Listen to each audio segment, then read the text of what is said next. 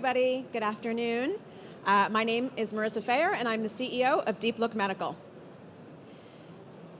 Is breast cancer really a thing? I actually got that question from an investor, and they asked me in the middle of a presentation, they stopped me and said, wait, what? We're still talking about breast cancer? Yeah, it's still a thing. And honestly, there's still people in the world who don't know this. And I can't believe it because there's people who, any one of us or anyone in this entire show probably knows at least one person affected by breast cancer. And this is a problem because 1 in 8 women will develop breast cancer. It's actually trending to 1 in 7 women. 30% of all cancers that women develop, it's breast cancer. There's 42 million mammograms that happen in the United States every single year. It is the only screening that happens on an annual basis for women.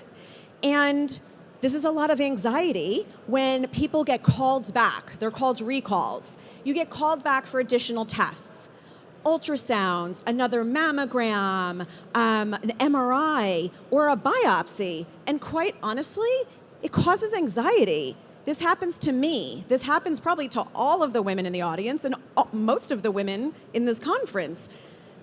This is extra work for the radiologists. This is extra work for the women. This is extra work for everybody involved. There's also not enough radiologists around to do the screenings and read the images, and it's just getting worse. So the reason is this because dense breasts are really hard to see through. 45% of all women in the world have dense breasts. That means 25% of all humans have dense breasts. It's really hard to see through, and a lot of us flew here. So this is like trying to find the plane through the cloud. You can't see it. And this is not a fault of the radiologists. This is a fault of the imaging technology, which, by the way, I helped to develop.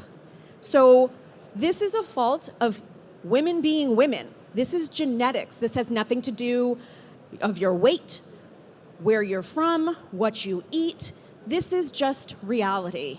And this visual analysis, it really depends on the time of day that a radiologist is reading it, or how exhausted they are, or if their kids woke them up in the middle of the night, or if they had their lunch. That's not how any of us want to get our imaging results back based on somebody's subjectivity. So, what if we could reduce uncertainty? And what if patient spending could be reduced? Wouldn't that be incredible? While the healthcare facilities could still be making money. And what if we can actually eliminate costs out of the healthcare system? Wouldn't that be incredible? If we reduced just 1% of these recalls, that's over $300 million a year that could be reduced out of the healthcare system. So what if we could, by managing and maintaining all of the things that still happen, same staff, reducing overtime, maintaining profits, all of these things. Hold on. The answer, you knew I was going to say it, it's AI, but it's not this robot guy who's replacing the radiologist. That's not who it is. But we're also not going back to people reading images on a light screen. That doesn't work. So right now there's a lot of buzz in breast imaging, but there's very few innovative differences that are actually changing the market and are actually changing the patient journey. There's a lot of technology out there that's helping radiologists, which is incredible. There's a lot that is scoring and reducing and trying to find, but there's not that much AI that's not informational and categorization based. And it's all necessary. I'm not saying that it's not, so we all still need to innovate in that space. But for us at DeepLook Medical, we have, and we're at a commercial stage, FDA cleared already, so that's not the news, I promise you. This is already out in the market. DL Precise is the only software augment to visualize indents tissue at a lesion level. This is something that the radiologist can use when they need to, when they want to. It's on demand. It can increase efficiency, reduces unnecessary time, and this is simply because they get extra clarity, they get color, they get information. And quite honestly, this is not, again, a fault of radiologists. They are humans. Their eyes can only see a certain amount of gray. That is how they're made. It's how we're all made. But the computers are so much better. You know, I sound like I'm 90, but the computers are so much better these days. And let's show them what they actually need and the information they actually want. So let's just go back to the original question. Is AI impacting breast imaging costs? So I'd say not yet, but we have the potential to. So let's go back to these 42 million mammograms. Of the recalls that happen, there's 12 million women a year that get called back for additional imaging. That's 12 million. That is a lot of women that take the time out of their days, that take the time out of their companies, out of their jobs, spend money. And these are the women that are supporting all of us. They're supporting their families. They're supporting our work. And you know what? I am sure that they would love, including myself and all of you out there, we would love to not have to go back for additional testing. So what if we can reduce some of these recalls? We're announcing that we have found a 12% reduction in recall rates in our last study. It's really exciting news.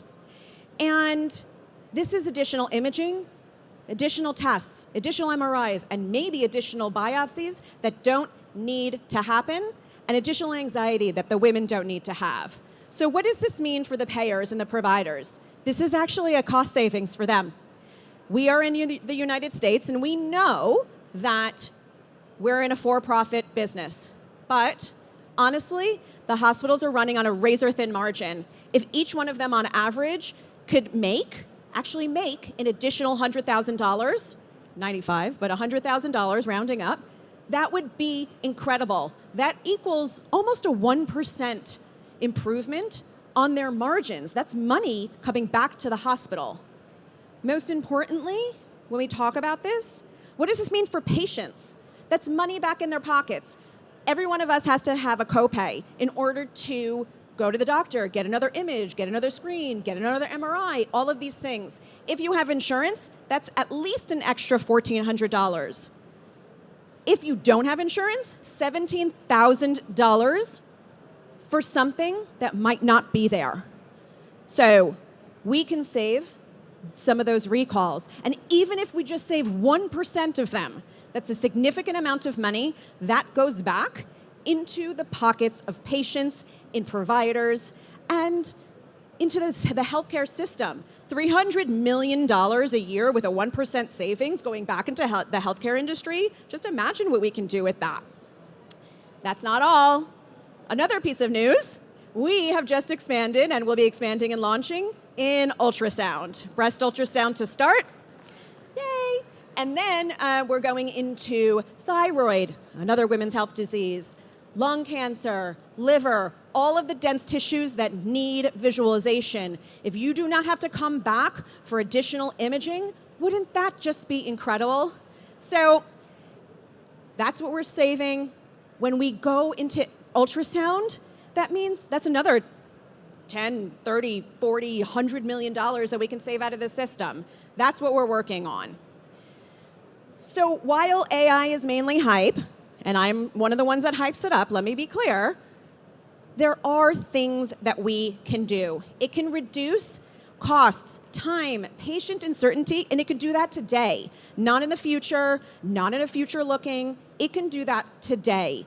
If we have this money back, that's incredible for everybody. So, is breast cancer still a thing? It is, unfortunately, and it will be until we eradicate it. But let's hope in our future it's not, and let's hope that all of us are not being called back unnecessarily for imaging that we don't need. Thank you.